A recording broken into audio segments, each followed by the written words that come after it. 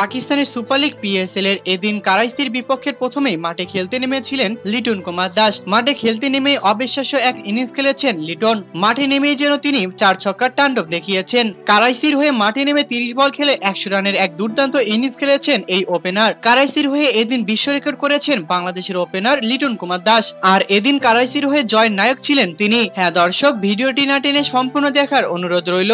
পাকিস্তানের super league PSL এ প্রথমবারের মতো মাঠে খেলতে নেমেছিল লিটন। করাইসির প্রথম ম্যাচে মাঠে খেলতে নেমে এদিন অবিশ্বাস্য ইনিংস খেলেছেন এই ওপেনার। গ্লোডিয়ার বিপক্ষে মাঠে খেলতে নেমেছিল লিটনের দল। শুরুতেই টসে জিতে আগে ব্যাটিং করার সিদ্ধান্ত নেয় গ্লোডিও। তারপর ব্যাটিং করতে নেমে নির্ধারিত 20 ওভার খেলে 7 উইকেট হারিয়ে 220 রান তোলেন তারা। 221 রানের জবাবে ব্যাটিং করতে নেমে শুরুতেই বিপাকে পড়ে যায় লিটনের দল। মাত্র 40 রানের মাথায় গুরুত্বপূর্ণ 3টি উইকেট হারিয়ে ফেলে লিটনের দল। এরপর আবারও নিচের দলের হালটা ধরতে মাঠে নেমেছিলেন লিটন কুমার দাস। খেলেছেন একের পর এক বিধ্বংস পারফরমেন্স। এদিন যেন লিটন কুমার দাস মাত্র 30 বল খেলেই 100 রান করেছিলেন। বিপক্ষ টিমের বলারদেরকে যেন কোনোভাবেই পাত্তা দিচ্ছিলেন না লিটন কুমার দাস, যার কারণে খুব সহজভাবেই ম্যাচটা জয় পেতে হয়েছে লিটনের দল করাইসিকে। আর এদিন প্রথমবারের মতো পিএসএল এর মাঠে নেমেই বিশ্ব রেকর্ড করেছেন লিটন কুমার দাস। পেয়েছেন পাকিস্তানের তরফ থেকে 1 লক্ষ টাকার পুরস্কার। তো দর্শক, পাকিস্তানের সুপার লিগ পিএসএল এ প্রথমবারের মতো মাঠে নেমে লিটন কুমার দাসের বিশ্ব রেকর্ডের ব্যাপারটা আপনাদের কাছে কেমন লেগেছে তা অবশ্যই আমাদেরকে কমেন্ট করে জানাতে একদমই ভুলবেন না।